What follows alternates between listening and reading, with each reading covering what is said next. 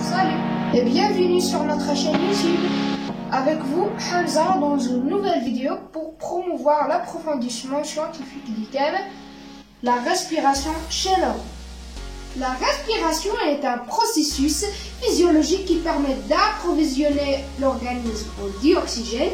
La respiration permet également de libérer du dioxyde de carbone. Pour rappel, nos organes ont tous besoin de dioxygène pour fonctionner, puisqu'ils produisent de l'énergie. Et pour produire cette énergie, ils utilisent à la fois de dioxygène et du nutriments qui vont se combiner dans une réaction chimique qui permettra de produire de l'énergie, mais aussi de dioxyde de carbone qui est un déchet. Grâce à la circulation sanguine, le dioxyde de carbone peut être extrait et le dioxygène peut être apporté aux organes. Mais quel organe nous permet d'absorber ce dioxygène et de rejeter ce dioxyde de carbone? Et donc, quel organe nous permet de respirer? La respiration est permise par un ensemble d'organes appelés appareils respiratoires. Dans cette vidéo, nous pouvons voir que nous avons la capacité d'absorber et de rejeter des gaz, et ces gaz vont pénétrer à l'intérieur de l'appareil respiratoire. Une fois entrés par le nez ou la bouche, ces gaz vont pénétrer à l'intérieur d'un tube situé au niveau de la gorge appelé la trachée. On peut sentir cette trachée lorsque l'on palpe son cou. Cette trachée va ensuite arriver au niveau de la bronche qui se subdivise en bronchioles. Ces bronchioles vont alors arriver au niveau de petits sacs qu'on appelle les alvéoles pulmonaires.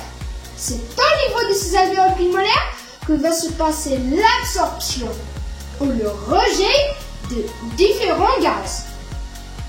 Les bronches, les bronchioles, les alvéoles pulmonaires vont former un ensemble d'organes beaucoup plus gros qu'on appelle les poumons. Nous avons deux poumons dans notre organisme. Ce sont ces poumons qui permettent d'échanger les gaz avec le milieu extérieur. On peut voir ici qu'une alvéole pulmonaire est une sorte de petit sac. Et ce sac est en contact avec le sang via le capillaire sanguin très fin.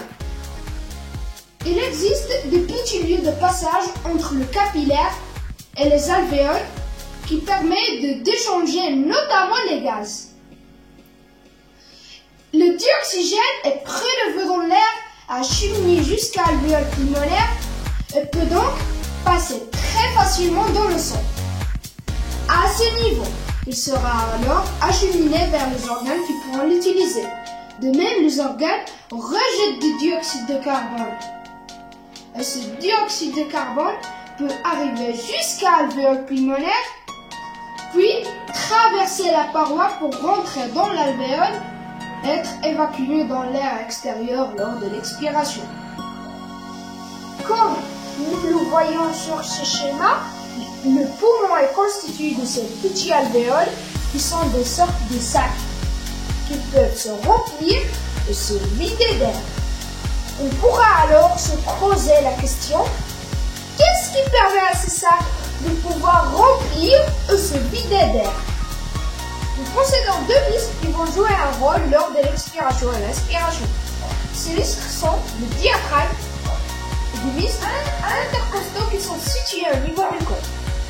En se contractant ou se décontractant, ces muscles vont permettre aux poumons de pouvoir aspirer l'air.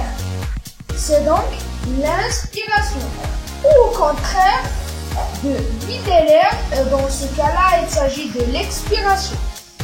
Vous avez aimé cette vidéo? Alors, n'hésitez pas à nous rejoindre à notre chaîne YouTube. Et mes frères Hamza et Mohamed. Au revoir.